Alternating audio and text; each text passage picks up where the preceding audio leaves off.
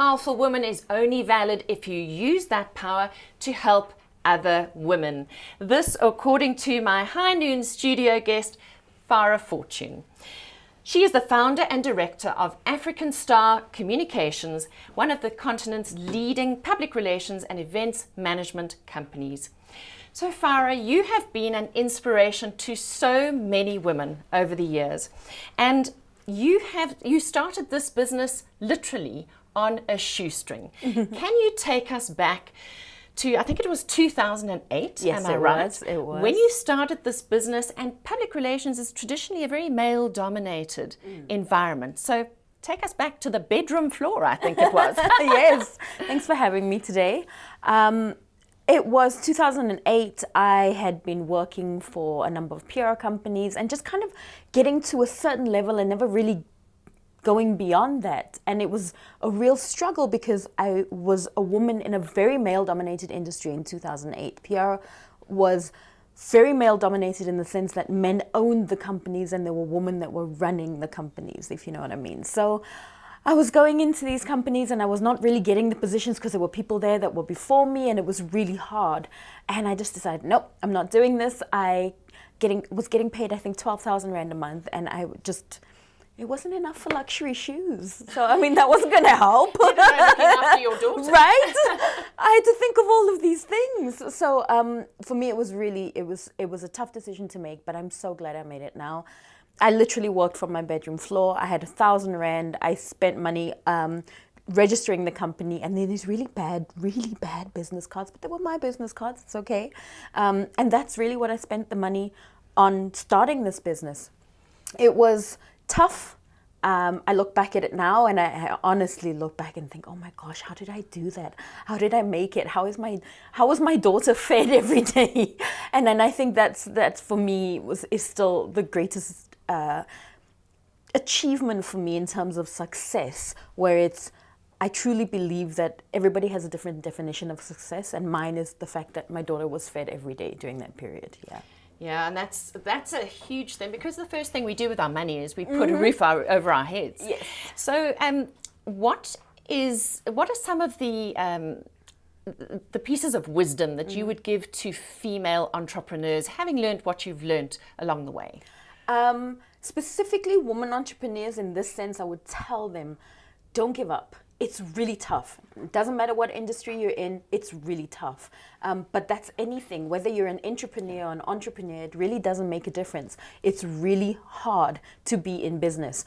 But I think, you've just got to realize that it gets better. At some point it gets better. At some point the money flows better. It just, the connections are better. The networking is better. Everything just gets better. But it takes time. It really does. You've got to do the hard yards. Of course. Nothing comes without effort and investment of time, definitely. Energy, and being an entrepreneur, a big dose of pain. I think you also have to just realize that it takes a little bit of crazy to be an entrepreneur, because you really are giving up the stability of a paycheck, the stability of so many things that come with that paycheck. So I think you have to just have a little bit of that oomph inside of you to say, I'm doing this, I'm going to do this, and I have the tenacity to do this. So risk tolerance, completely. Really. And then the discipline, the dogged determination to keep going. Yes. Now, Farah, you've also, over the past, year or two, branched out into developing an NPO. Yes, I have. Because you're deeply committed to women's empowerment. Yes. I think you only employ females in your business. I do. But tell us about your NPO initiative, because what is it, 30% of young girls in our country miss at least 5 days of school every month? Yes, it's actually a little bit higher than Is it that higher at than that? At the moment, especially since the pandemic.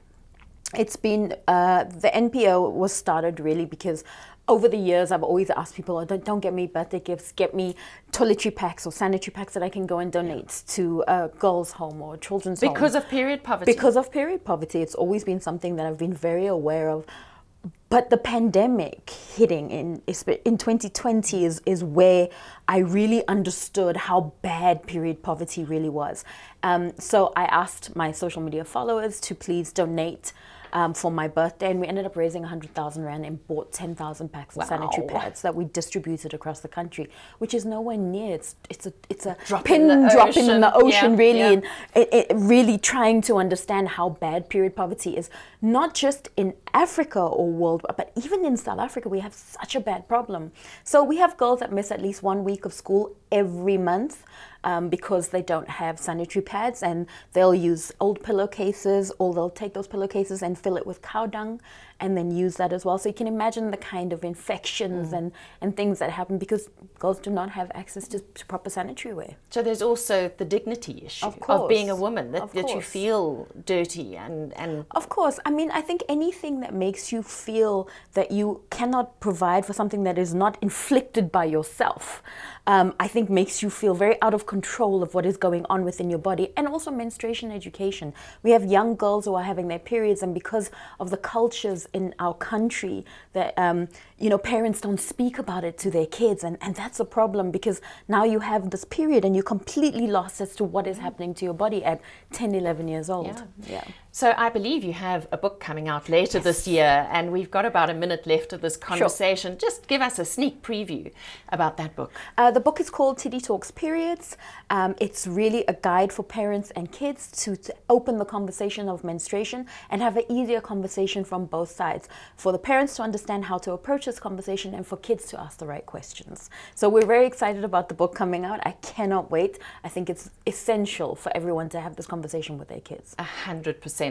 Very quickly, I know that your mum gave you one piece of advice. Yes. What is that piece of advice? She said to me, don't chase the money, chase your passion, and the money will follow. Wow, that's so profound. Yes. And is that what you have followed? It has worked for me since the day she told me that. Since the day I've understood how this works, I've chased the passion, and the money has followed. Fantastic. So Farah, thank you so much for joining us. Stay with us, because after the break, I'll be sharing my Women's Empowerment Nudge for the week. And the question is, could women actually be biased against themselves?